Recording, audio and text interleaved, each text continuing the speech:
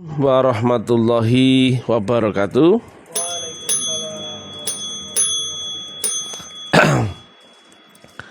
Om Swastiastu, Namo Buddhaya, salam, salam rahayu, salam kebajikan, salam taklim ma'rifat.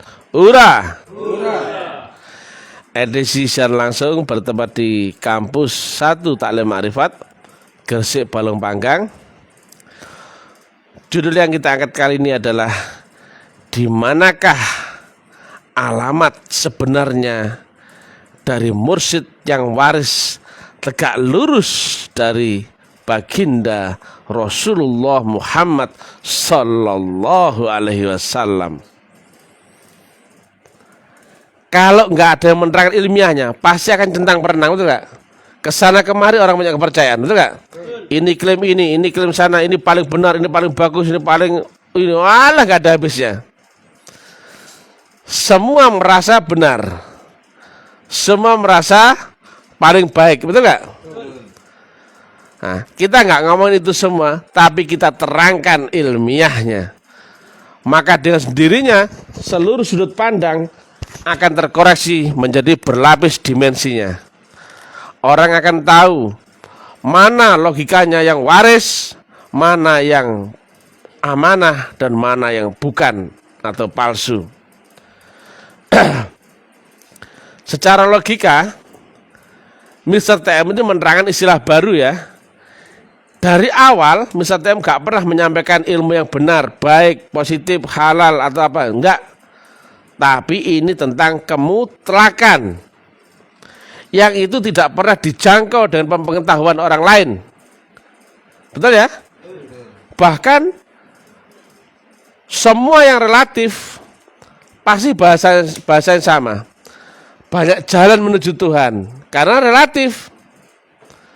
Atau kita itu kedudukan sama, tujuannya sama-sama menuju Tuhan, betul nggak? Semua relatif. Relatif dibandingkan relatif ada angkanya, ada penilaiannya. Bagusan mana antara A dan B yang sama-sama relatif? Oh, bagusan A. Oh, bagusan B. Aku cocok A. Oh, aku cocok B. Itu karena relatif. Nah, yang diterangkan Mr. beda ya. Menerangkan sesuatu yang mutlak. Yang mutlak ini tidak pernah terbaca, tidak pernah masuk ke dalam pengetahuan orang relatif. Nggak akan bisa menjangkau. Maka mutlak itu seolah-olah hal yang baru. Makanya misalnya menyampaikan seolah-olah ini aliran baru, betul nggak? Ajaran baru. Tidak. Ini pengetahuan mutlak. Dan hanya mutlak yang bisa menerangkan sesuatu yang mutlak. Selama kau relatif, kau nggak akan pernah bisa menerangkan mutlak. Ngerti aja nggak boleh menerangkan, betul nggak? Dianggapnya mutlak itu fiktif. Itu sebetulnya prinsipnya sama dengan hubungan dengan Tuhan. Tuhan itu maha mutlak.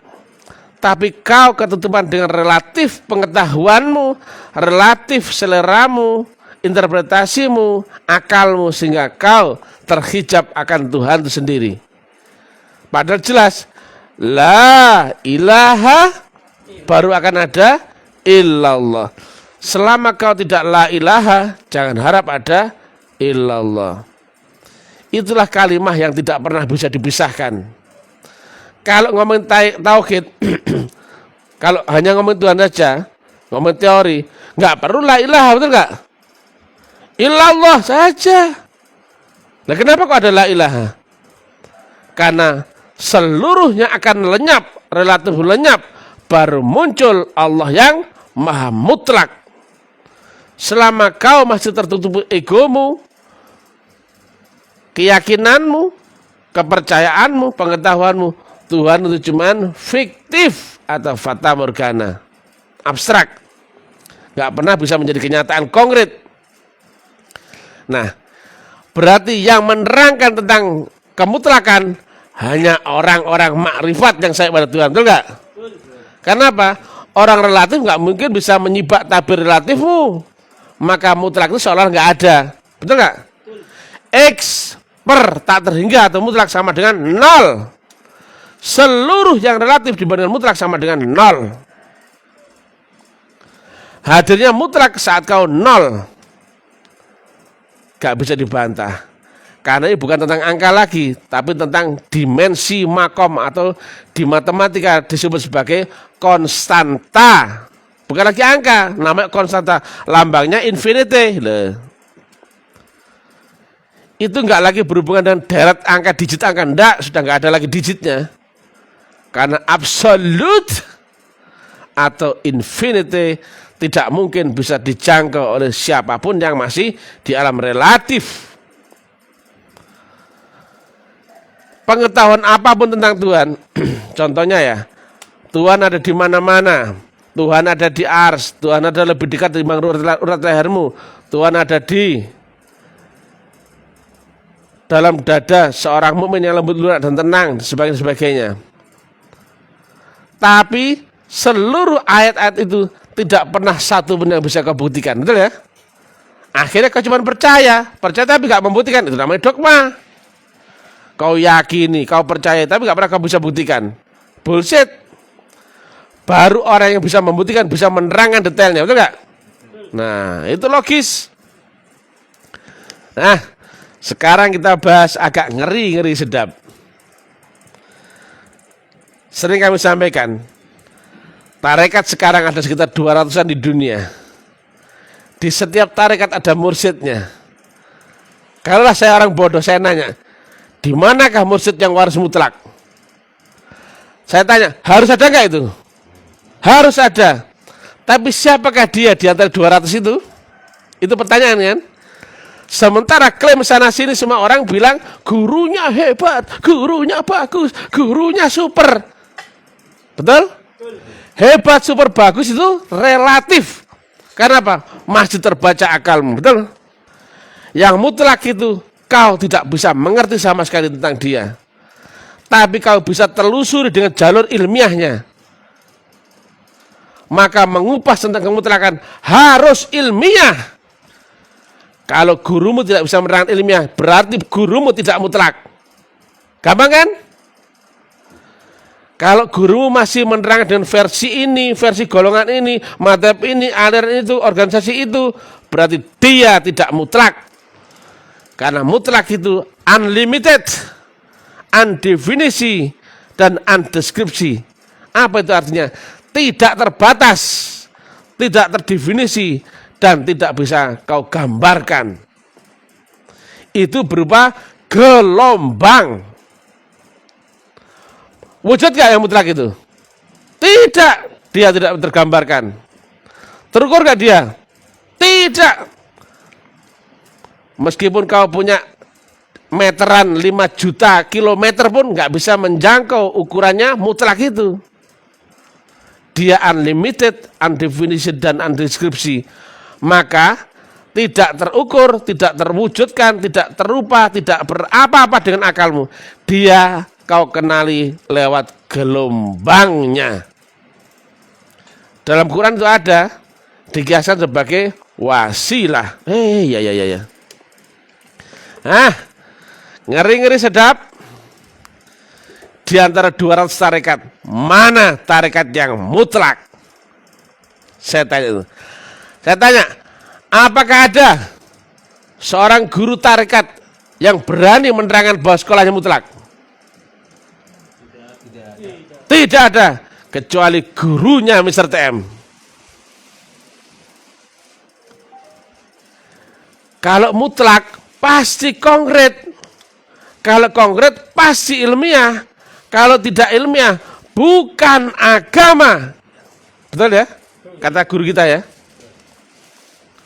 Lainnya, jangankan ngomong mutlak.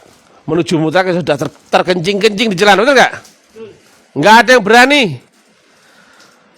Ini loh, bukan ngomong sama gurunya, muridnya saja sudah bisa menelanjangi yang lain, betul nggak? Telanjang mereka kalau diuras sama Mr. TM. Ini muridnya bro. Bayangkan gurunya. Muridnya yang biasa-biasa saja, nggak alim-alim banget, tapi cukup untuk menelanjangi ilmiahnya seluruh distorsi akan kemursitan itu. Yang mutlak itu pasti bukan manusia, betul nggak? Karena manusia pasti relatif. Ada umurnya, itu sudah relatif. Ada wujudnya, dia relatif. mutlak itu pasti berupa gelombang. Tapi wujudnya bisa menempati wujud apapun yang dikehendakinya.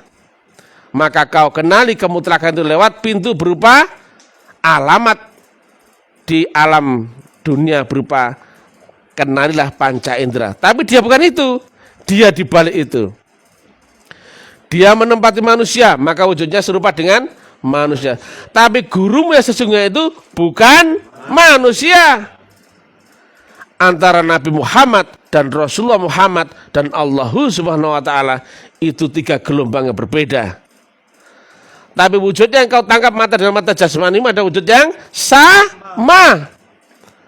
Di balik wujud zahir itu ada rohani, dan di balik rohani ada guru rohani, di balik guru rohani ada maha rohani. Loh, jelas tak?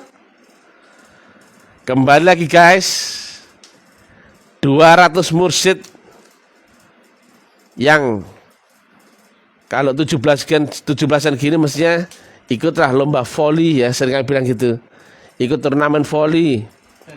Dibagi berapa klub itu, ada klub ini ini atlet voli dia dari Bali.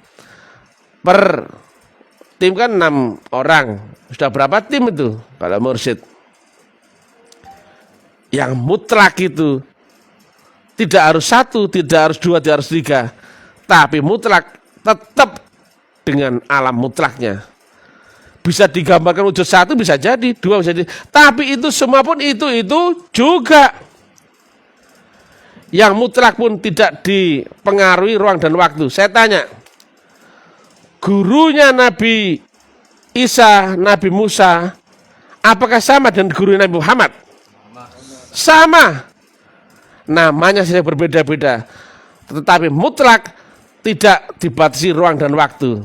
Isinya itu juga. Demikian di satu zaman yang sama. Bisa jadi ada 1 atau 2. Bisa jadi. Guru kami adalah seorang profesor doktor jenderal kimia nuklir. Juga ada 1 lagi, seorang Sayyidi Syekh yang sangat masyhur dunia dan akhirat. Namanya adalah Sayyidi Syekh titik, nggak perlu tahu kau.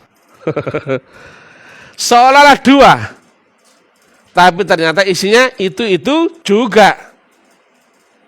Nah, yang mengenal itu mutlak atau tidak hanya yang sampai mutlak. Selama kau masih dalam relatif, gak akan bisa membaca bahwa isinya itu adalah itu juga. Kau terikat pandangan panca inderamu. Seolah-olah gurunya Nabi Isa sama guru Nabi Musa beda, betul gak kalau panca indera? Namanya saja beda, betul gak? Zamannya beda, rupanya beda. Padahal isinya itu juga. Nah, di antara 200 tarekat, mana yang mutlak? Kita terangkan ilmiahnya. Nggak perlu klaim ya. Tapi secara rumus teori, hanya yang sampai pada mutlak yang bisa menerangkan mutlak. Maka untuk mencari tahu alamat yang mutlak, tanya sama orang yang bisa menerangkan ilmiah. Betul? Kalau orang itu masih sebatas menerangkan dengan versinya, katanya ini, katanya kitab, katanya ke orang, katanya kita itu baik, kata kita itu paling waris, itu katanya bro. Ilmiah itu adalah logik, nalar tinggi sesuai dengan seluruh sudut pandang, karena mutlak, dimensi paling tinggi. Dan sesuai dengan interpretasi zaman, ilmu pengetahuan juga dalil Quran maupun hadis. Semua membenarkan itu. Tidak terbantahkan sama sekali. Lintas agama loh ya, lintas aliran kepercayaan golongan, semua pasti tunduk membenarkan uran-uran mutlak, penerangan ilmiah akan agama mutlak. Nah, banyak ya, sering saya bilang ya, jika kita patokannya adalah Rasulullah Muhammad, maka sederhananya, siapakah Rasulun min anfusikum di zaman ini? Sederhana, dialah yang diwarisi oleh jalur estafet Rasulullah Muhammad.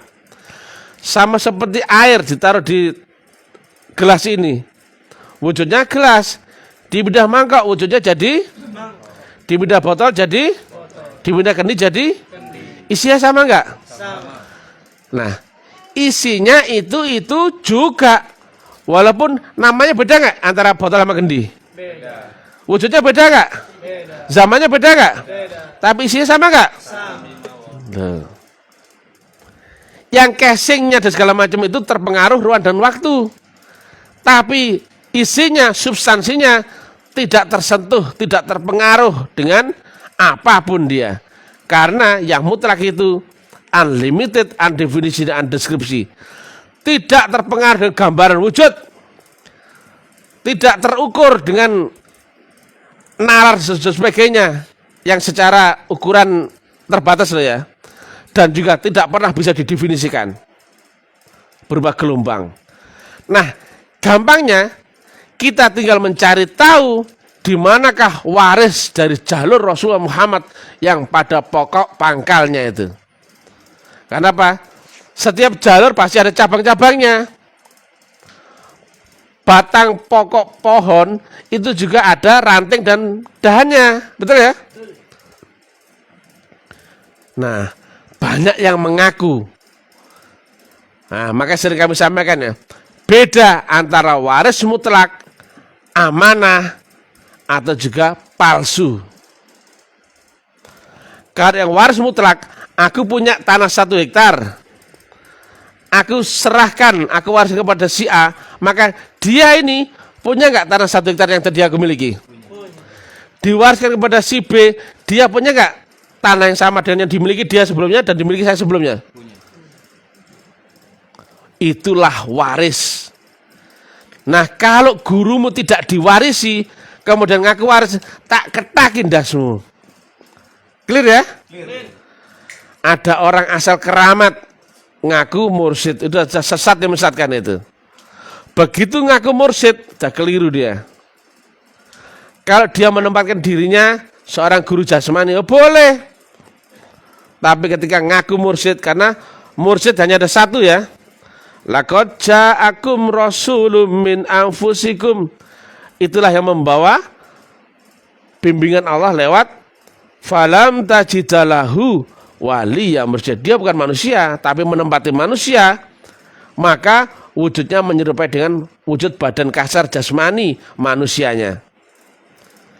Nah, waris itu syarat rukunnya ada ijazah, ada otentik ya, dari yang mewariskan kepada yang diwarisi.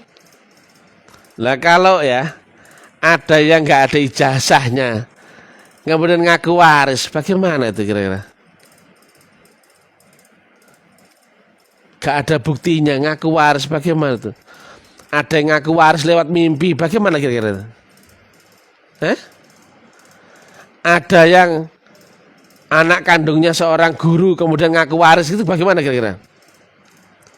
Ada seniornya, muridnya guru, gak diwarisi kemudian ngaku waris, kira-kira bagaimana? Kira-kira nalar kita bagaimana?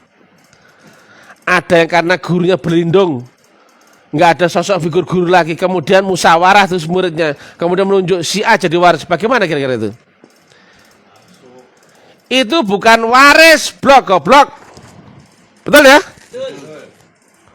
Itu kesepakatan dan itu juga amanah. Jika tanah 1 hektar diwariskan kepada si A, maka lainnya tentu tidak punya yang itu. Karena apa? Itu telah diwariskan. Beda antara diamanai sama diwarisi beda. Kalau diamanai bisa jadi, kau anak kandungku, nanti bapakmu kalau selesai jadi orang kau teruskan ya. Iya ya, bisa jadi nggak itu? Muridku, kau murid yang tua, kau nanti kasih contoh ya kepada adik-adikmu ya. Bisa jadi nggak itu? Kau yang di Jakarta, kau kembangkan tarekat ini ya, bisa jadi nggak itu? Banyak yang bisa jadi dikasih amanah itu. Tapi kalau diwarisi, isi dadanya nih diserahkan kepada yang diwarisi. Kenapa isi dada? Karena ini petunjuk ilmu roh, bukan ilmu akal. Dari Nabi Muhammad ada kalimat, isi dadaku telah aku curahkan sepenuhnya kepada Abu Bakar. Berarti Sayyidina Abu Bakar lah yang mewarisi ilmu kerohanian yang turun daripada Rasulullah Muhammad. Beda dengan ilmu akal ya. Ada lagi yang satunya lagi, cuman saya nggak sebut. Pintunya ilmu pengetahuan ada pada titik-titik, nggak usah disebut ya, nanti orang bikin cemburu. Nah, pengetahuan itu di mana? Di akal, betul nggak? Nah, kalau isi dada itu apa? Zahirnya apa? Zahirnya rohani itu di kolbu. Zahirnya akal itu di otak. Maka satunya mewakili ilmu jasmani, satunya mewakili ilmu rohani. Nah, tinggal dipilah di antara yang 200. Nah, kalau orang goblok-goblok matematika ya probabilitas, pelajari mana yang ada ijazahnya, mana yang ada gurunya yang mewariskan, mana yang ada pusaka-pusakanya, mana yang ada stempel dari nenek junjungan Rasulullah Muhammad, mana yang ada potensi gelombang mutlak, mana yang menerangkan ilmiah. Kalau itu memenuhi semua rukun syarat, itu dia. Betul? Betul. Kalau ada seorang yang mengaku waris, gak ada ijazahnya, berarti dia bukan. Kalau ada mengaku waris dari musyawarah, berarti dia bukan. Kalau ada mengaku waris karena lewat takwil mimpi, itu berarti juga bukan. Atau juga dari kesepakatan, atau juga ditunjuk tapi nggak ada ijazahnya, nggak ada pusakanya, itu bukan.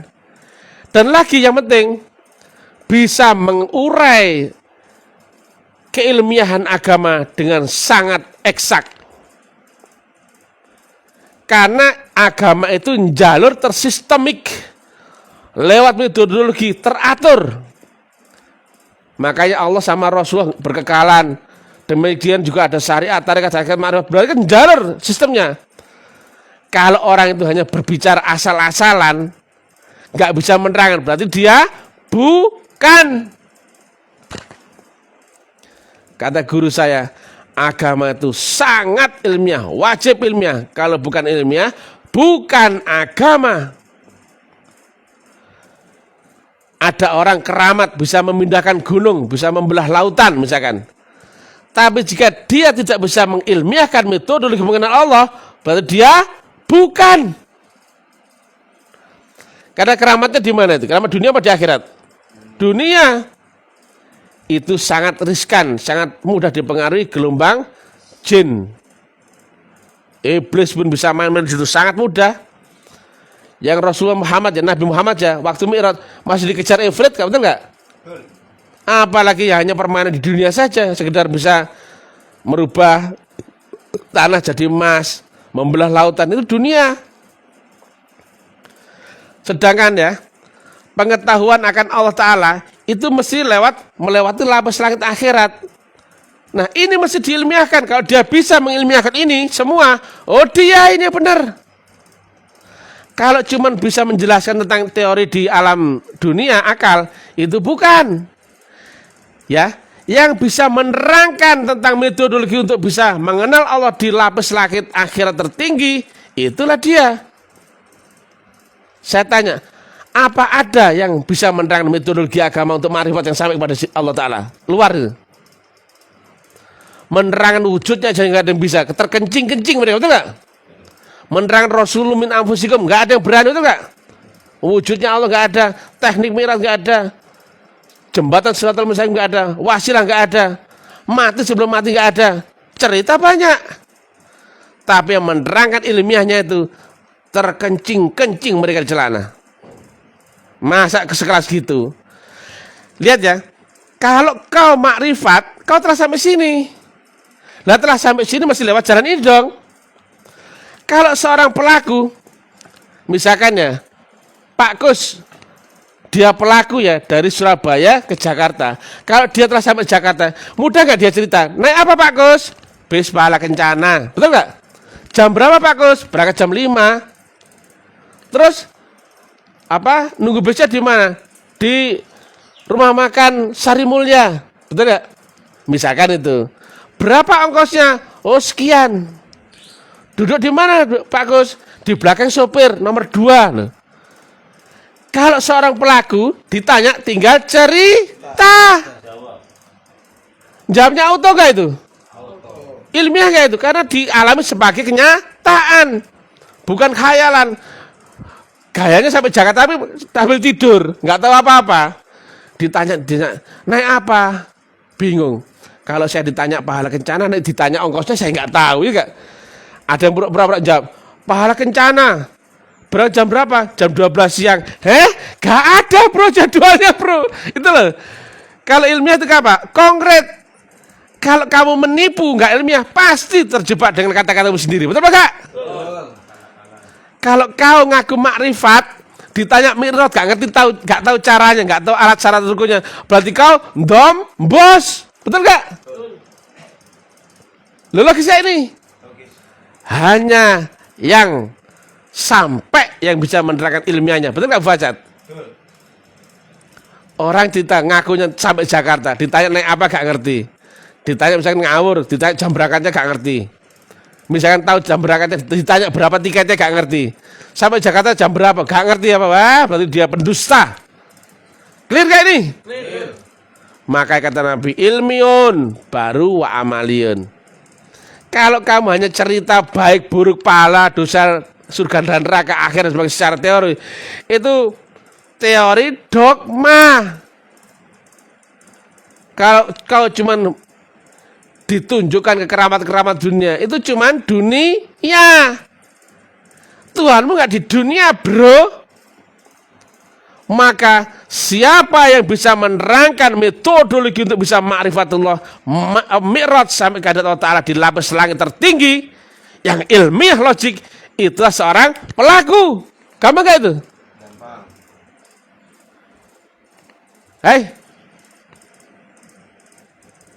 Ya kamu kok tambah tolak-toleh. Siapa yang menerangkan ilmiahnya agama, metodologi agama zaman ini? Siapa? Yang keras? Oh, yang brilian, baik hati dan tidak sombong. Paham gak kon? Apakah sama dengan gurumu? Saya takoni. Cara mengupasnya ini apakah sama dengan gurumu? Seumur hidup sama nggak dengan yang sampai Mr. TM ini? Tidak. Nah, iya. Nah, mereka pemain kostum, pemain dunia ini beda belum beda kelas ya. Misalkan tinju sudah beda kelas kita. Paham nggak kau? Kalau cuma cerita, ngupas kitab, ngupas apa, beda ya. Kata Nabi, ilmu yakin tertolak nggak itu? Tertolak. Ilmu yakin apa? Ilmu cerita. Ainul yakin tertolak nggak? Tertolak walaupun kau telah melihatnya. Harus kau alami sebagai kenyataan konkret. Lah kalau kau telah mengalami dari Surabaya ke Jakarta, mengalami sendiri, ditanya apapun ngerti betul nggak? Saya tanya, pakai kerpean nggak itu? Perlu buka buku nggak? Nggak perlu dialami. Ditanya naik apa? Pahala kencana. Warna busnya apa? Biru putih. Contoh gitu itu nggak? Ditanya sopirnya pun ngerti. Sopirnya tinggi besar tuh loh, yang ini pakai kacamata, ngerti semua. Betul nggak? Saya tanya, perlu nggak pakai mushaf ini? Nggak perlu. Kalau kau masih dikit-dikit mushaf, berarti kau hanya penghafal. Betul nggak ini? Betul. Padahal semua orang mindsetnya apa? Dikit-dikit dikembalikan kepada kitab. Bukan kitab itu goblok. Kitab kodim lah yang bisa menghantarkanmu naik ke hadirat Allah Ta'ala. Itu berupa nur atau gelombang wasilah. Karena baru dengan itu kau bisa melewati siratal mustaqim.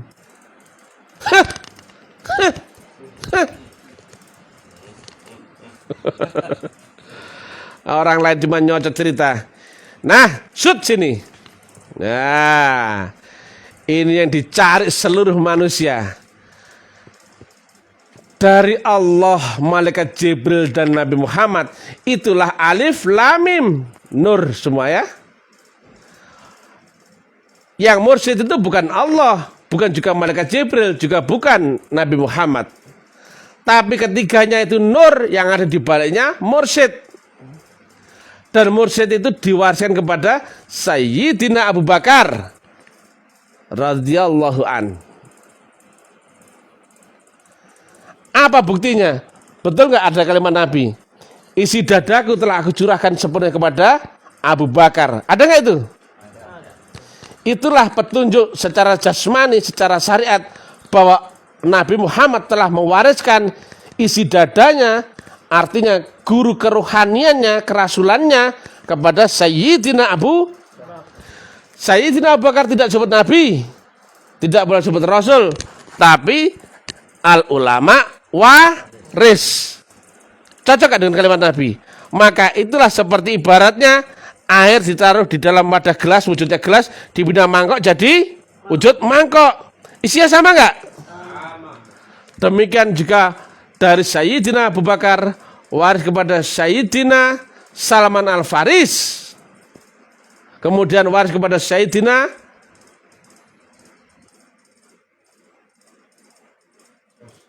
Qasim ya. Nah, kemudian Sayyidina Ja'far Shadiq. Kemudian terus. Inilah nama besar, inilah Rasulum min anfusikum atau Rasulum, pewaris ilmu kerasulan yang ada di zaman ini. Kalau orang cuma cerita gampang, kalau bingin dongeng gampang, ngaku pun gampang. Tapi tadi ya, apakah ada ijazahnya? Apakah ada yang mewariskannya? Apakah ada pusakanya? Apakah ada stempelnya? Dan apakah bisa menerangkan segala sesuatu yang sangat ilmiah? Betul? Betul. Kalau tidak memenuhi syarat itu berarti bohong. Sak karepmu ya, kowe ngaku tarekat paling hebat, sak karepmu. Tapi tak takoni, kono sampai tanah Gusti Allah. Kau numpak apa? Wong sik halusinasi tok lho itu. Nek ditakoni, di mana alamat Allah? Kamu nggak ngerti. Alat kesana pakai apa? Kesana pakai apa alatnya? Gak ngerti. Jalannya gimana? Gak ngerti. Gurunya siapa? Gak ngerti. Lo kok ngaku sampai lo blok-blok? Betul enggak? Betul. Kalau yang telah sampai dengan makrifat kenyataan, maka dia bisa menceritakan biasa, gak ada hebatnya. Mr. TM fans banyak, fans betul nggak? Penggemar banyak seluruh Indonesia, tapi saya sih biasa-biasa saja tuh. Gak hebat-hebat banget tuh nggak? Tapi diomongin hebat kayak ini bagi orang lain. Orang lain terkencing-kencing bro dengan urusan Mr. TM, betul nggak? Semuanya goblok. Yang benar siapa? Mr. TM. Kata siapa? Kata cocot yang Mr. TM sendiri. Iya kan? Loh, seriusmu loh. Masih di bawahnya candaannya Mr. TM, betul nggak loh? Banyak orang marah. Banyak orang kirim santet, kirim apa? Santet di sini menjadi es teh manis. Di dunia kamu merasa hebat, di sini jadi minuman segar. Beda dimensi bro. Apa gak banyak tuh orang ngetes gelombangnya maksudnya? Oh banyak, dakwah kayak gini kok. Pasti banyak marah itu, betul gak? Terbakar mereka. Tapi seranganmu apapun menjadi mie ayam, jadi ini, jadi apa? Hanya itu tak. Karena a higher dimension comment, lower dimension. Saya tanya, seorang yang keramat, hebat, sakti, mandraguna, jago silat, tapi di dalam film, ya, kira-kira tinggian mana dimensinya pemain film dalam film dan yang nonton film? Yang nonton film. Kalau bosan tinggal matikan. Gampang kayak itu. Nah, sama seperti orang mimpi, saat tidur, di alam dia rasanya hebat. Kita yang melek terjaga, terganggu dengan mimpi dia. Tinggal bangunkan saja, selesailah mimpinya, betul nggak? Itulah gambaran perbedaan dimensi atau berbeda dimensional. sak sakti-saktimu bro, tetap di bawahnya orang yang masih di dimensi di atasmu. Itulah bahasa Mr. T.M. A higher dimension command, lower dimension. Kalau gurumu masih ratus sampai dobol pun gak arah iso, betul gak? Betul. Ayo. Kalau kau nggak berserta dengan faktor mutlak sampai dobol pun nggak sampai pada Tuhan, betul nggak? Betul. Cek matematika, cek fisika, itu ilmiah. Beliau ini yang dicari seluruh manusia di dunia. Ayo, muridnya siapa? Kalau ada berani, ini sudah terbuka loh ya. Tunjukkan kalau gurumu itu waris. Ayo, blok. Ayo. Rukun syarat tadi ya. Apakah ada ijazahnya? Apakah ada yang mewariskan? Apakah ada pusaka-pusakanya, stempelnya? Dan apakah dia bisa menerangkan agama secara metodologis, ilmiah, ilmu eksakta?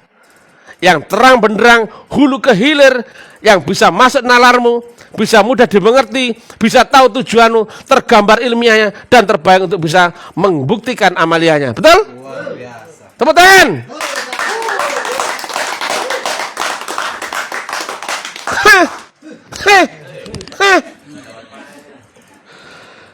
Ini baru muridnya bro. Sama muridnya sudah terkencing-kencing kalian di celana, betul gak? Buyar dunia persilatan. Betul gak? Tiap hari ngocol agama, begitu kena orang Indonesia buyar itu dunia persilatan. Ternyata agama demikian tinggi ilmiahnya.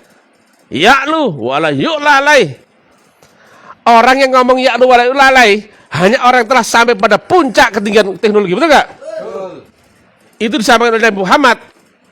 Maka jika Mr. TM ketemu dengan puncak teknologi itu, sama nggak itu? Sama. Tiada yang mendekati kedahsyatan sekolah ini.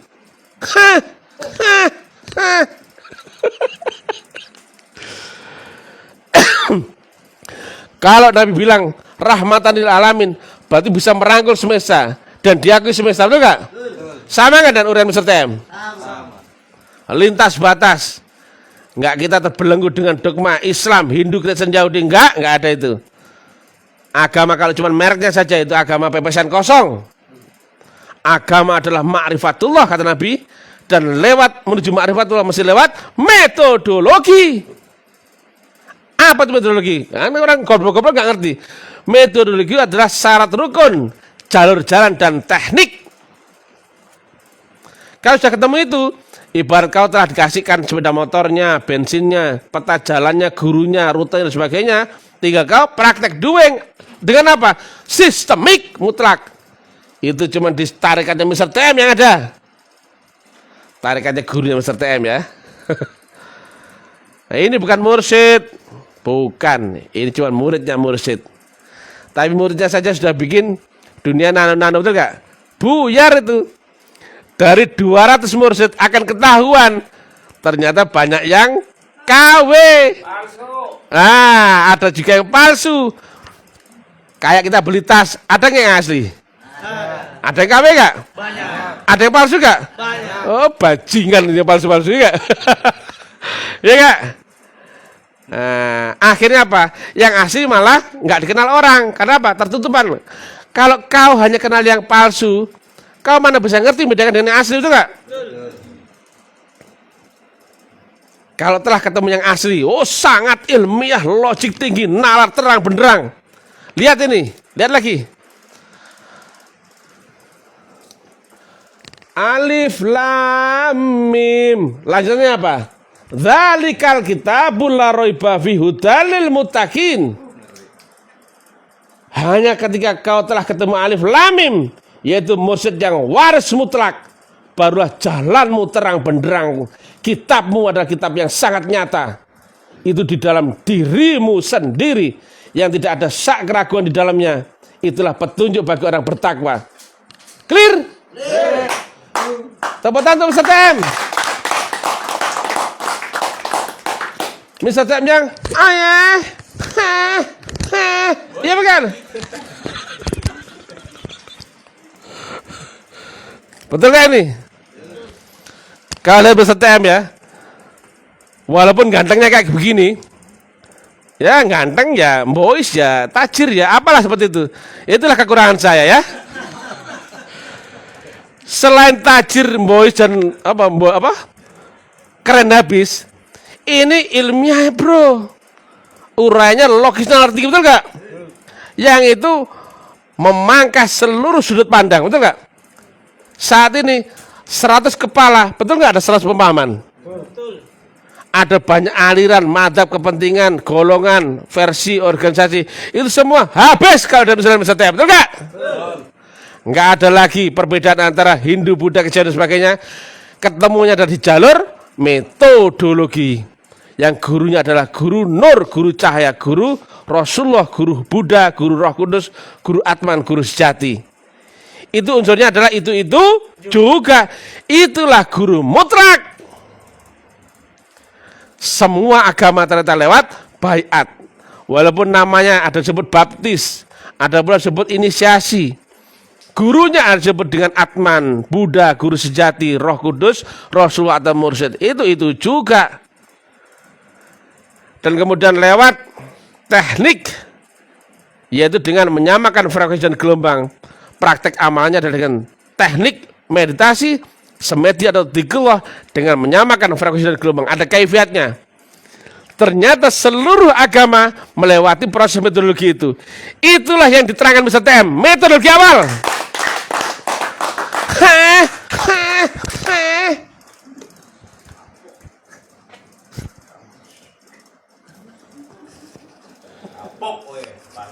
Just kidding, auto glowing. Walaupun ngobrolnya enggak penting ya.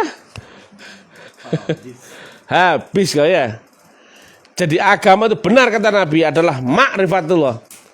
Sekarang mana yang bisa menerangkan metodologi untuk ma'rifat? Bukan teori loh ya, teori asal nyocot. Yang technical, practical, dan applicated. Maka teori itu harus ilmiah. Baru kemudian bisa kau buktikan. Saya tanya, yang ikut di kampus Salim Ma'rifat, apakah kau telah ketemu pembuktian? Yang keras? Sudah. Sudah tahu wujudnya Allah? Sudah. Sudah tahu wujudnya Rasulullah zaman ini? Sudah. Sudah tahu di manakah Siratal Mustaqim? Sudah. Sudah kau buktikan alam kubur, barzah dan sebagainya? Sudah. Pernah mati. Mereka bukan orang bodoh. Itu seorang profesor dari Jakarta. Seorang dukun hebat dari Gunung Lawu, ya gak?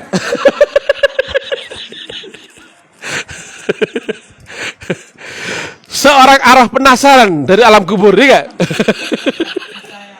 Gentayangan. Ya, just kidding, auto glowing, walaupun ngobrolnya enggak penting. Ini bro, yang dicari seluruh manusia dunia. Kalau sudah ada yang ngaku-ngaku, bukan mursyid tapi ngaku mursyid, itu sesat yang menyesatkan. Logika saja, cek ya logikanya. Seorang Nabi Muhammad, kenapa syahadatnya sama dengan kita? Berarti seorang Nabi Muhammad menempatkan diri adalah manusia seperti kita.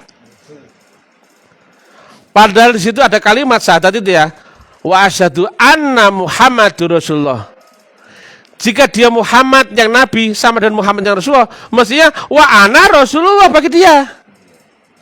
Nyatanya dia yang manusia, dia yang Nabi, dia yang bin Abdullah bersaksi akan Muhammad yang Nur, Muhammad yang Rasulullah.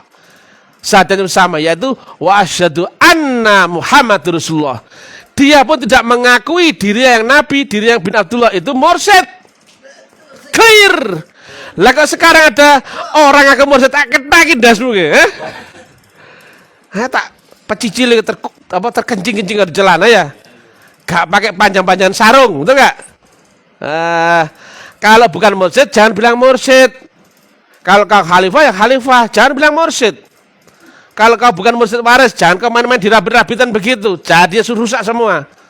Oh, bukan ahlinya, bukan makomnya, bukan kualitas, bukan kuantitasnya kau berani ambil-ambil posisi sebagai mursyid. Itulah awal sesat yang menyesatkan itu. Karena apa? Ujung tertinggi spiritualnya bukan bersumber dari Allah. Semakin kesini semakin sesat semua. Yang salah siapa? Bukan yang di bawah ini sebetulnya. yang di pucuk-pucuk tertering spiritual yang bengkok-bengkok itu, ya Kak? Sing salah kok nak ketakin dasmu ya. Batuk mu krewak ya. Oke guys, tepuk tangan untuk Mr. Tem yang brilian, baik hati dan tidak sombong.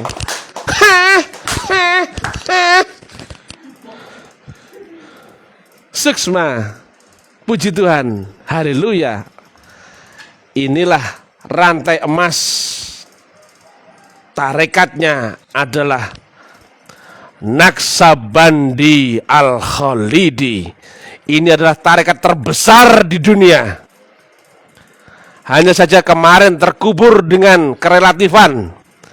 Dan sekarang ada penjelasan ilmiah yang maha dahsyat yang telah muncul ke permukaan. Jika matahari itu telah terbit, maka gelap akan otomatis tersingkir. Betul gak? Jika objektif itu muncul ke permukaan, maka seluruh subjektivitas akan terkoreksi dengan dirinya. Tunggu kau yang salah-salah, pasti akan kena, tanggung akibatnya. Akan habis semuanya, digilas sama objektivitas, digilas sama kemutlakan Allahu subhanahu wa ta'ala. Tuhan Allah, Sang Yang Widiwasa dan sebagainya. Agama telah rusak parah ya. Agama adalah turun dari langit, agama samawi yang selalu turun lewat Rasul.